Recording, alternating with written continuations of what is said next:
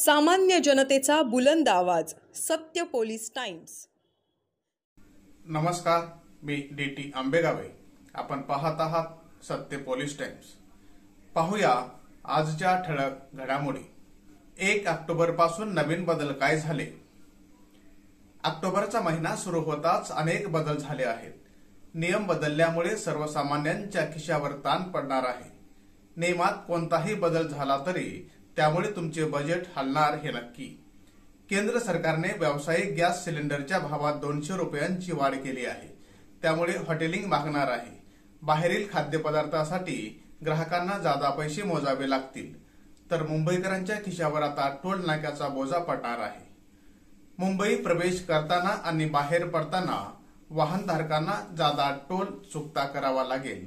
यासह debit credit card बचतीवरील व्याजातही मोठा बदल दिसून येत आहे. मराठा आरक्षणावरून मनोज जरांगे आणि छगन भुजबळ यांच्यामध्ये शाब्दिक चकमक. मराठा आरक्षणावरून मनोज जरांगे पाटील आणि राज्याचे अन्न आणि नागरी पुरवठा मंत्री छगन भुजबळ यांच्यात जोरदार शाब्दिक चकमक सुरू आहे.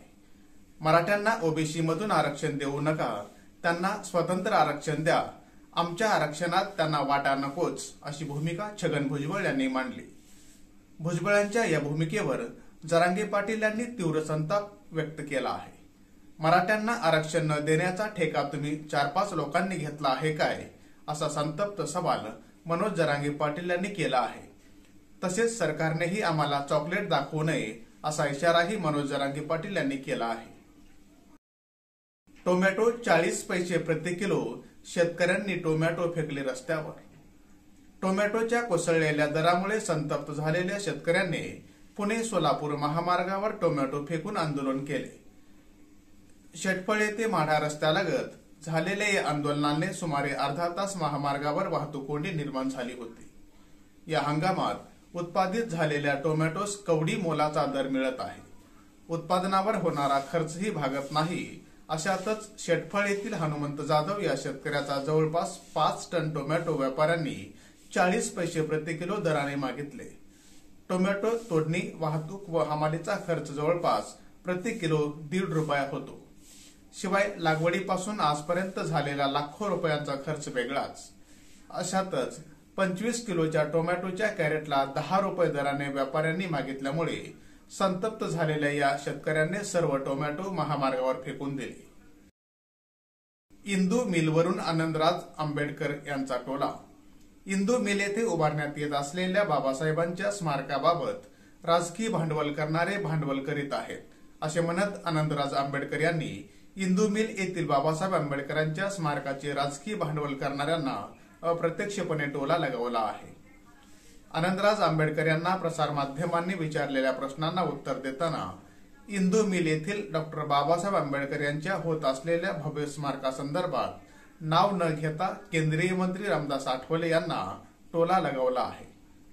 राजकीय भांडवल करणारे भांडवल करीत असून डॉ. बाबासाहेब आंबेडकर यांचे विचार सर्वसामान्यांपर्यंत पोहोचवण्यासाठी न भूतो न भविष्यतो असे स्मारक व्हावे आणि या पुतळ्यास स्टॅच्यू ऑफ इक्वॅलिटी नाव देत मान्यता मिळावी, अशी भावना त्यांनी यावेळी व्यक्त केली. राज ठाकरेंनी कोणती चिंता व्यक्त केली?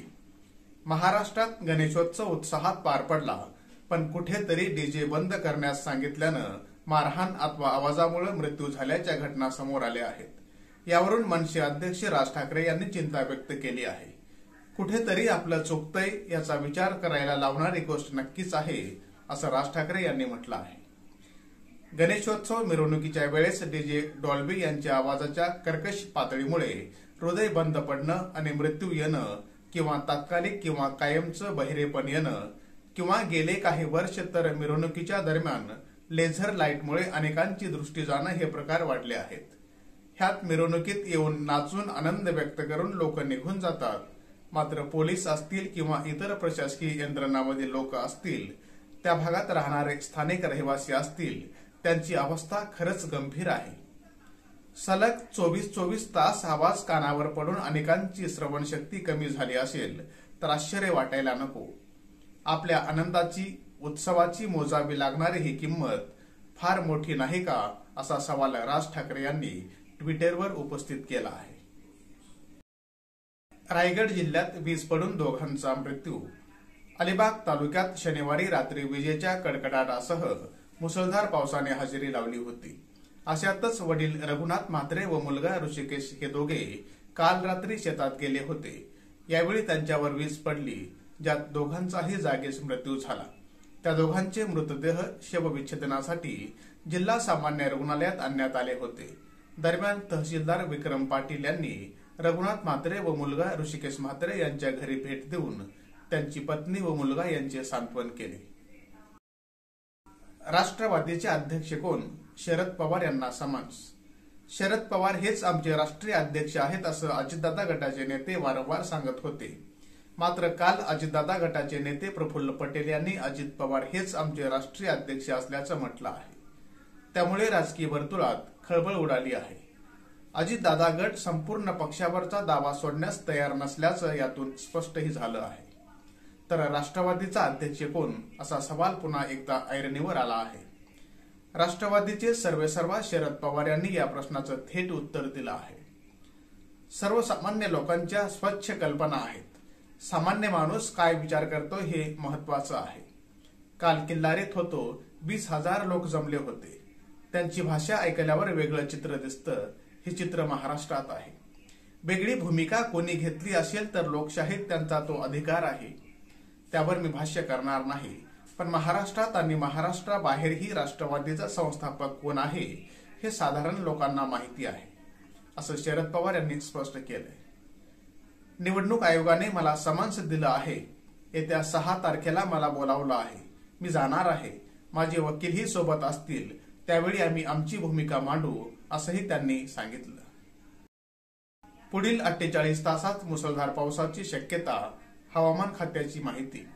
महाराष्ट्रात मान्सूनचा हंगाम संपला आहे. त्यामुळे आता परतीच्या पावसाला सुरुवात होणार आहे. गणेशोत्सव काळात राज्यात परतलेला पाऊसही लवकरच निरोप घेणार असून त्याआधी तो धो-धो कोसळणार असल्याचे संकेत पुणे वेधशाळेने दिले आहेत. पुढील 48 तासात राज्यात पावसाची शक्यता हवामान खात्याने वर्तवली आहे. गोवा, कोकण, मध्य महाराष्ट्रामध्ये पुढील 2 दिवस जोरदार पाऊस पडण्याची शक्यता असून पुण्यात तुरळक ठिकाणी मुसळधार पाऊस पडण्याचा अंदाज हवामान खात्याने वर्तवला आहे. राज्यात 3 तारखेनंतर मात्र पावसाचा जोर कमी होईल अशी माहिती हवामान खात्याने दिली आहे. आशियाई क्रीडा स्पर्धेत भारताला आणखी एक सुवर्ण पदक. आशियाई क्रीडा स्पर्धांमध्ये भारतीय खेळाडू आपली चमक दाखवत आहेत. या स्पर्धेमध्ये भारताच्या तेजिंदरपाल सिंह तूर याला गोळाफेकीमध्ये सुवर्ण पदक मिळालं आहे. तेजिंदरपाल सिंह तूरने भारतासाठी 13व्या सुवर्ण पदकाची कमाई केली.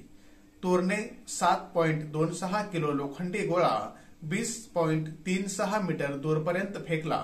त्याने शेवटच्या प्रयत्नात हे यश मिळवले. एकूण 6 प्रयत्नांपैकी त्याचे 3 प्रयत्न एकदम योग्य होते.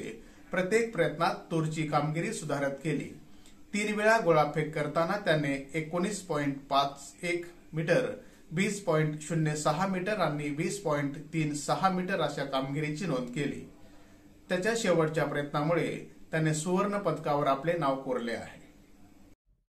सामान्य जनतेचा बुलंद आवाज. सत्य पोलीस टाइम्स.